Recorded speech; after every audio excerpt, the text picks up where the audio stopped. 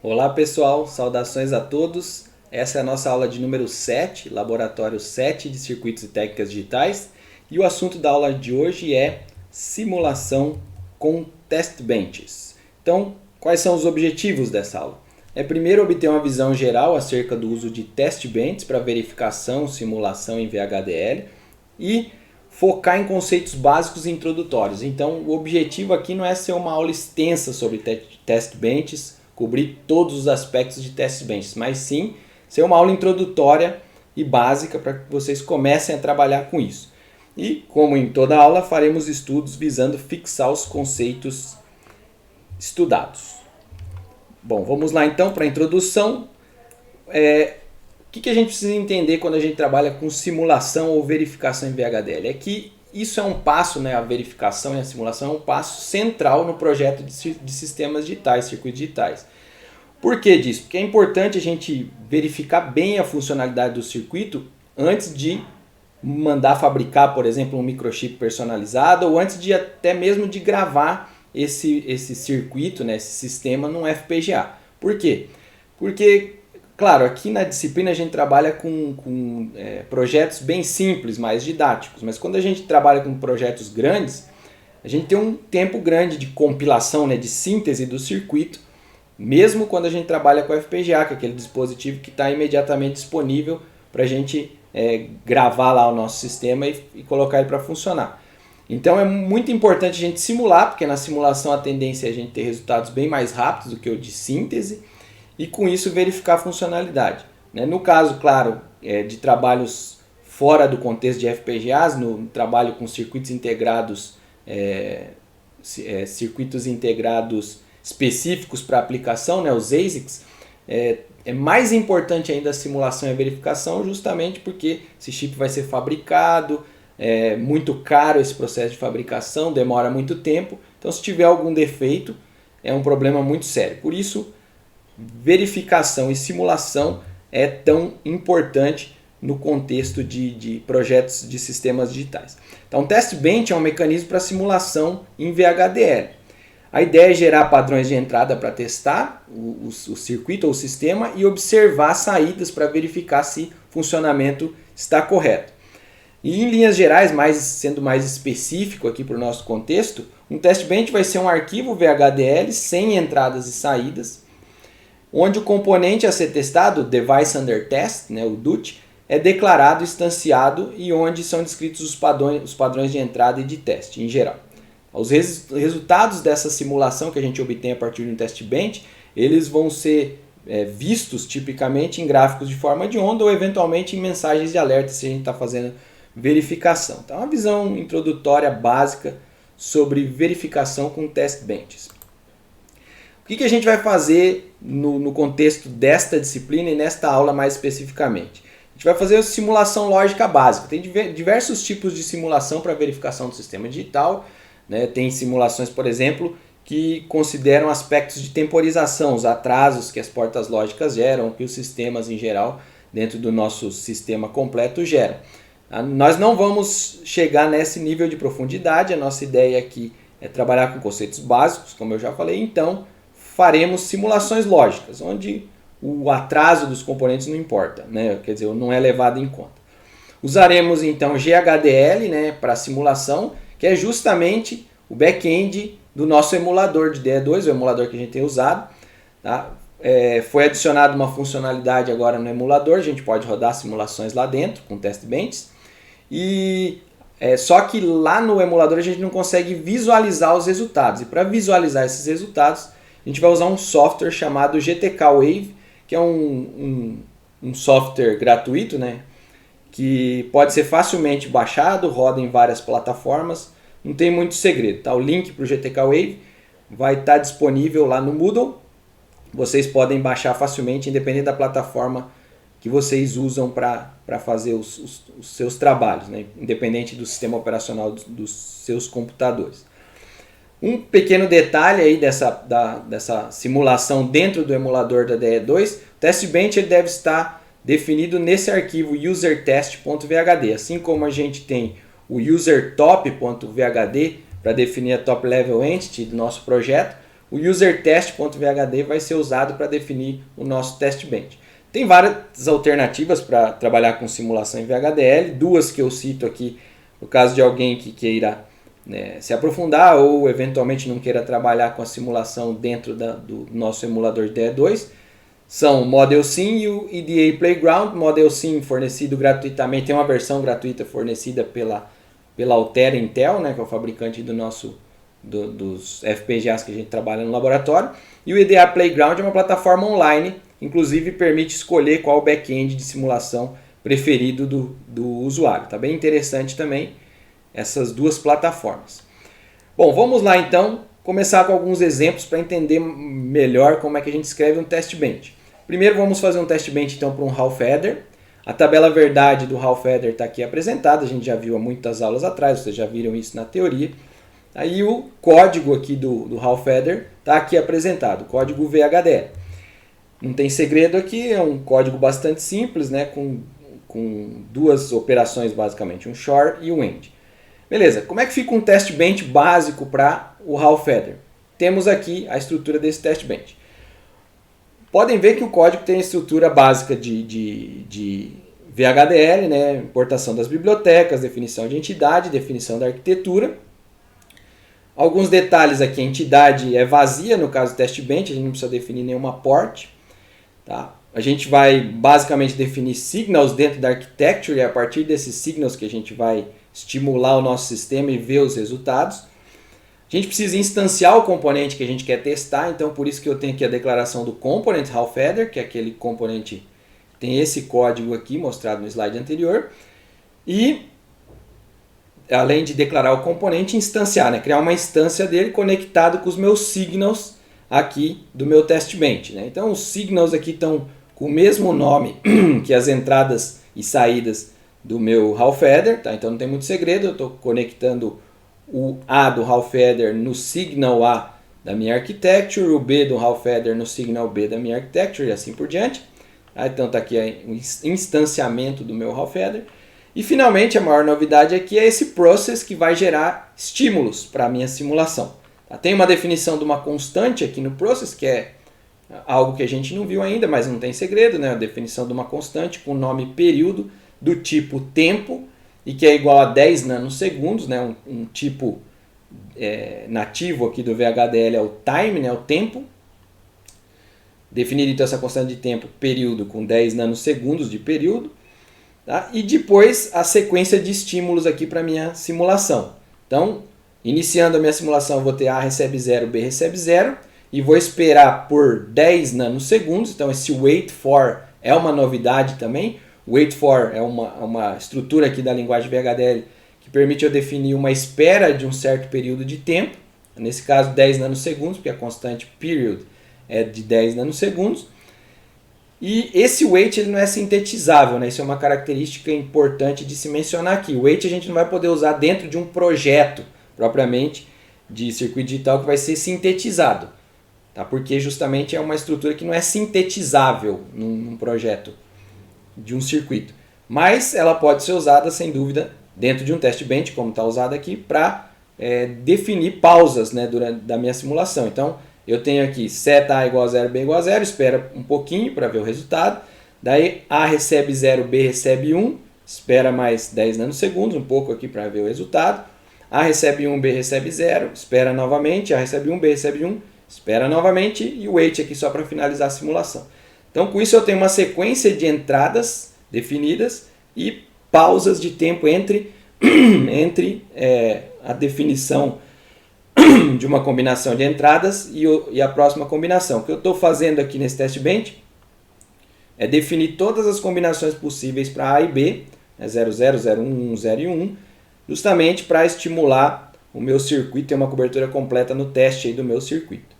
Maravilha! Tá aqui tudo bonitinho, tudo definido, a sequência de entradas que vão ser colocadas. E um aspecto importante aqui é como a gente está trabalhando com simulação lógica, a gente vai trabalhar com assim, períodos ou eventualmente períodos de tempo ou períodos de clock bem pequenos, na casa dos 10 nanosegundos, porque como é uma simulação lógica, os atrasos das portas lógicas não importam.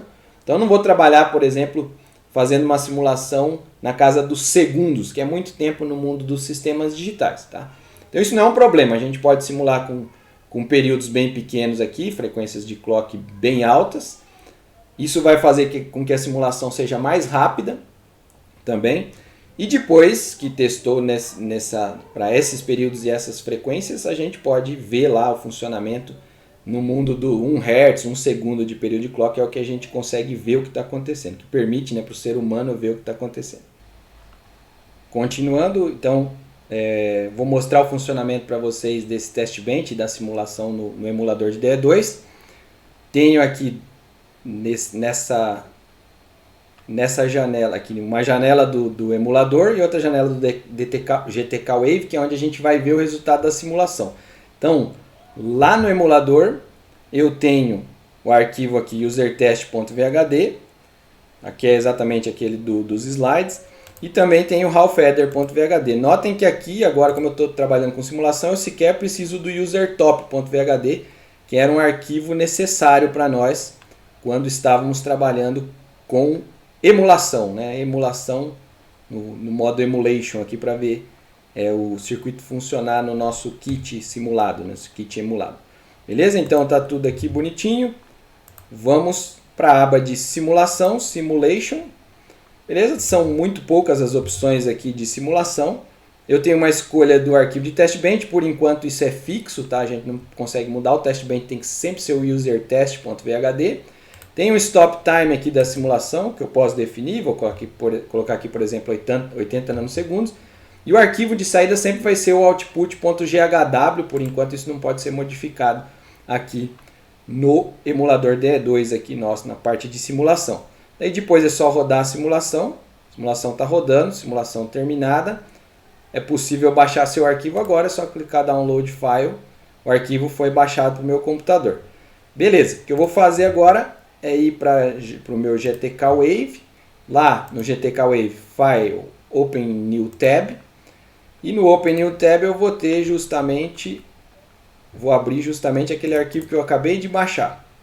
Pronto, o arquivo está aberto. Ao abrir o arquivo eu tenho simplesmente uma entidade, um top da minha arquitetura aparecendo. E ao expandir isso aqui eu consigo ver tudo que eu tenho dentro. Então eu tenho o user test, que é o meu test bench, e dentro do user test é a instância do meu device under test aqui, do meu DUT. Eu posso daí ver sinais tanto do user test quanto do device under test. User test, vou abrir as entradas A, B, só estou dando duplos cliques aqui nas variáveis que eu quero ver, e elas vão aparecendo aqui na minha lista de sinais. Soma e carry out, pronto, apareceu tudo. A escala de tempo aqui está muito curta, né? Está em femtosegundos, na verdade, para ajustar essa escala depois que eu já fiz a leitura dos sinais, basta eu clicar aqui no Zoom Fit, pronto. E agora eu estou vendo os 40 nanosegundos da minha simulação. Eu defini 80 nanosegundos, mas estou vendo só 40 justamente porque eu tenho wait lá no meu processo, no meu test bench, que para a simulação antes que ela corra por mais tempo, certo? Então está aqui bonitinho os 40 nanosegundos da minha simulação. E eu consigo ver que para a entrada 00 o Hall Feather está dando 00, 01, 10, 10, 10 e 1101, que é exatamente o que eu espero para o meu Hall Feather. Maravilha! Então, moleza, rodar a simulação e ver o resultado. Usando aqui então o emulador de DE2 e o GTK Wave, ou GTK Wave. Voltando aqui para os slides da nossa aula, então, vamos lá. Essa foi nosso primeiro exemplo, então, test bench para um Hall Feather. Agora, segundo exemplo, temos um test bench para um Hall Feather incorreto. Tá? E nesse test bench a gente vai ver algumas coisas diferentes sobre como gerar mensagens de erro, fazer testes mais automáticos. A gente não vai ver de forma completa isso, obviamente, é só uma pitadinha do assunto para vocês terem uma ideia inicial e poderem depois expandir seus conhecimentos se assim desejarem, né? Quiserem se aprofundar mais. Então, esse aqui é um código do Hall Feather que é igual ao do outro, só que eu troquei a porta SHORE para uma XNOR, né? Uma não ou exclusivo. Antes era ou exclusivo, que é a correta, e agora não ou exclusivo. Beleza? Tem o meu teste bench aqui, que é igual ao outro, quase igual ao outro, né? Tem algumas pequenas diferenças, que é justamente a inclusão dessa estrutura assert report aqui no meu process, que define os estímulos da simulação. Então, o que vai acontecer agora nessa nova estrutura de teste bench? Eu vou ter o valor 0 atribuído a A, o valor 0 atribuído a B, esperar um período, né? Período de 10 nanosegundos, que é aquela constante. Depois desse período eu vou fazer um teste lógico, um teste condicional aqui, e caso esse teste resulte em falso, eu gero uma mensagem de erro ou de alerta aqui, né? Então eu estou testando o quê? Eu sei que para 0, 0 nas entradas do meu circuito eu preciso ter 0, 0 nas saídas. O sum igual a 0 e o carry out igual a 0 também no meu Hall Feather. Então eu tenho um teste condicional aqui, soma igual a 0 e cout igual a 0. Se isso aqui for verdadeiro, não faço nada, continua a minha simulação. Se for falso, ou seja, se esse teste falhar, aí eu reporto um erro aqui, eu dou uma mensagem de erro. Falhou para 0, 0, que é essa combinação de valores das entradas aqui. E digo que a severidade dessa mensagem é de erro. Eu tenho diferentes severidades em VHDL, enfim, mas como eu disse, aqui a gente está vendo o básico. Depois eu mudo para 0, 1 as entradas, espero por um período, faço o teste. Eu sei que para 0 e 1 as saídas tem que ser soma igual a 1, carry out igual a 0. Se isso aqui der falso, dá mensagem, falhou para 0, 1, severe erro. Aí mudo as entradas para 1, 0, espero um pouquinho, testo, se meu teste der falso, dou uma mensagem de erro e assim por diante. O que eu vou ter de resultado dessa simulação? Bom, aqui está a tabela verdade, que é o que eu espero, né? E durante o processo de simulação eu vou recebendo mensagens caso aqueles asserts, né, gerem mensagens de erro. Então aqui eu tenho, como eu estou simulando um Hall Feather incorreto, ele erra para todas as combinações e por isso eu tenho aqui as mensagens todas de erro que eu tinha especificado. Falhou para 0, 0, falhou para 0, 1, falhou para 1, 0, falhou para 1. Aí também tem o resultado da simulação aqui, ó, dá para ver que para 0, 0 eu tenho 1, 0 e eu deveria ter 0, 0 nas saídas, né? De acordo com a minha tabela verdade aqui. Não é isso que está acontecendo, por isso foi gerada a mensagem de erro. Maravilha, pessoal? Então, recurso bem interessante, a gente consegue testar coisas de forma bem automática. Dá para a gente gerar, colocar essa tabela num arquivo, por exemplo, importar esse arquivo e fazer conferência a partir do arquivo para todas as combinações de entrada, enfim. Posso usar outras estruturas que a gente não viu, como for, para gerar os estímulos, né, as combinações, enfim. Tem muita coisa que dá para ser feita, estamos vendo o básico. Mais um exemplo 3, agora vamos simular um contador regressivo, essa estrutura aqui que vocês já viram lá na teoria, tem um registrador, um decrementador e aqui uma indicação de mínimo da contagem, enfim, um enable da contagem aqui, que é o CNT, e o clock. Esse aqui é um circuito que vocês já devem estar conhecendo bem, né? Conseguem entender bem do que se trata. O código para esse circuito está colocado aqui, também não é assunto da aula de hoje, eu não vou entrar em detalhes, mas a gente viu coisa muito parecida nas aulas anteriores. Contador regressivo, né, de 4 bits. E finalmente o test bench, que daí é o que nos interessa, que tem algumas novidades, né? Esse test bench aqui, como os outros, não tem ports, tem definição dos signals, tenho aqui a declaração do component, né, que a gente vai utilizar, depois a instanciação, né, a criação de uma instância desse component, conexão, tudo que a gente já conhece.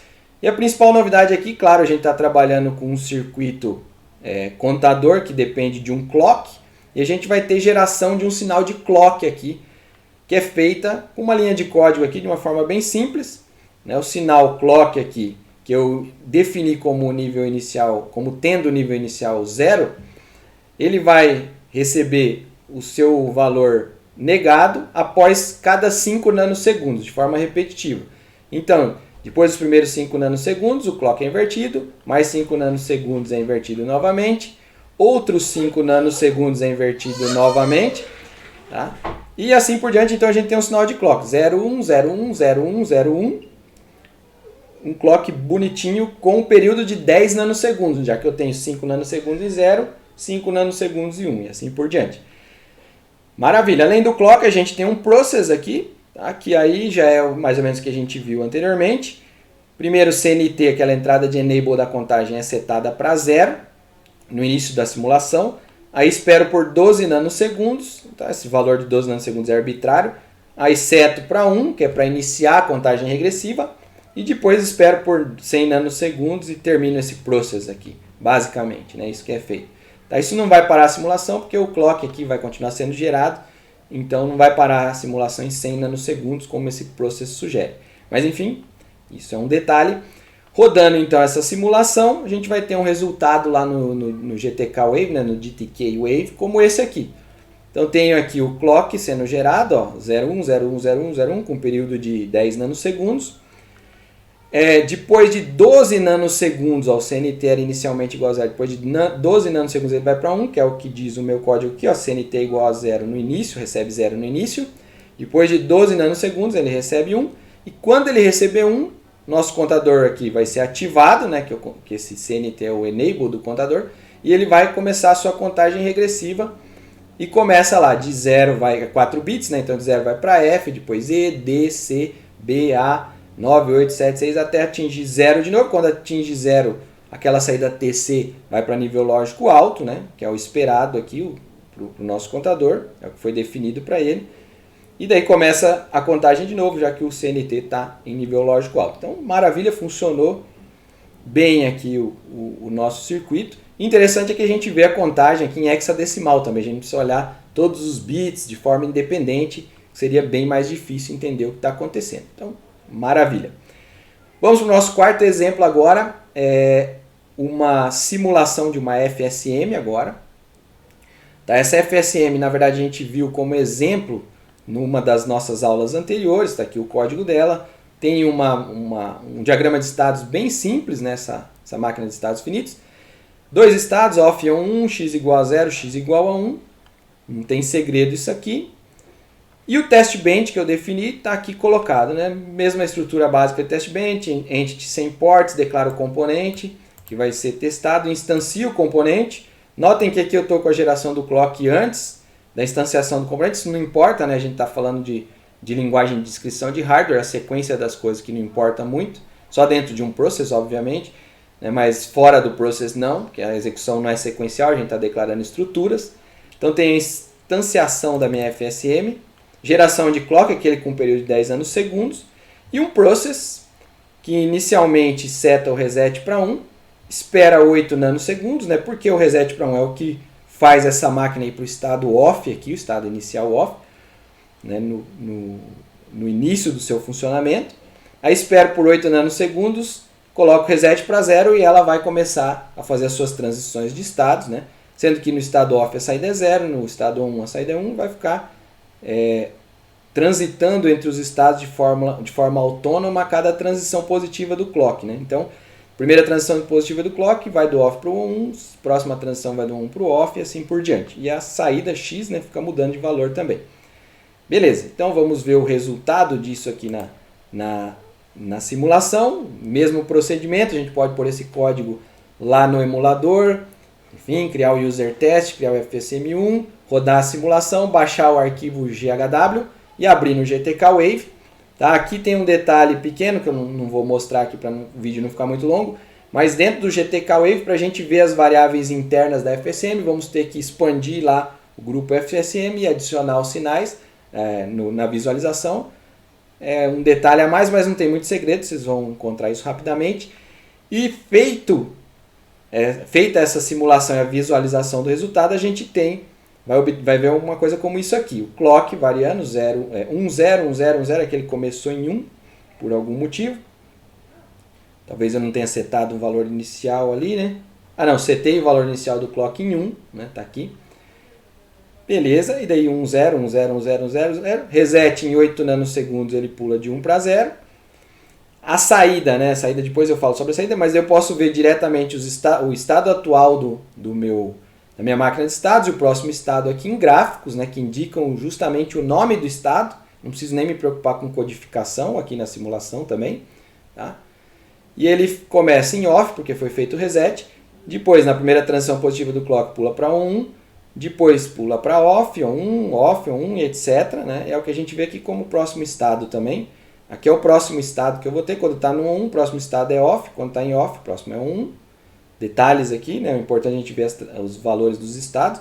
E quando a minha máquina está no estado off, a saída é igual a zero, né, que é o que me diz aqui, estado off, saída igual a zero, e estado 1, saída igual a 1. Estado 1, saída igual a 1. Maravilha!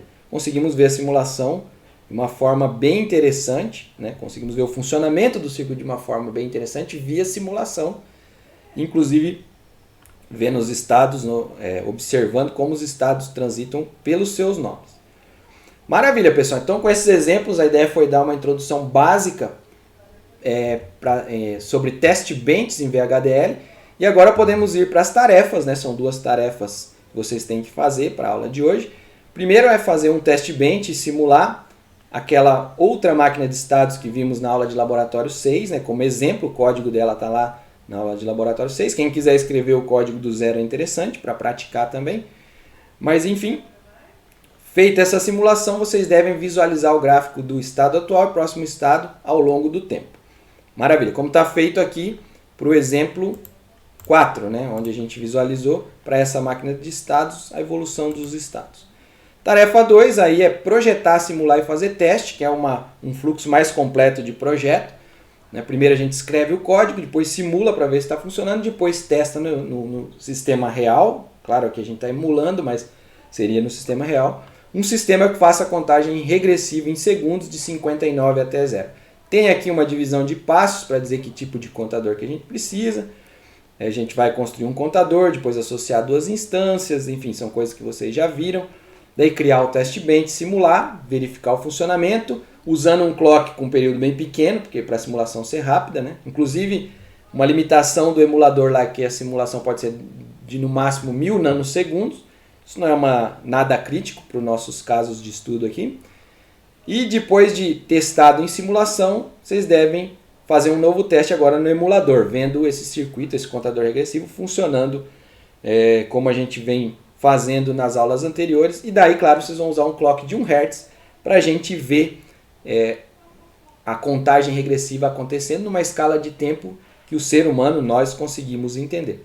Beleza, pessoal? Então é basicamente isso para a aula número 7.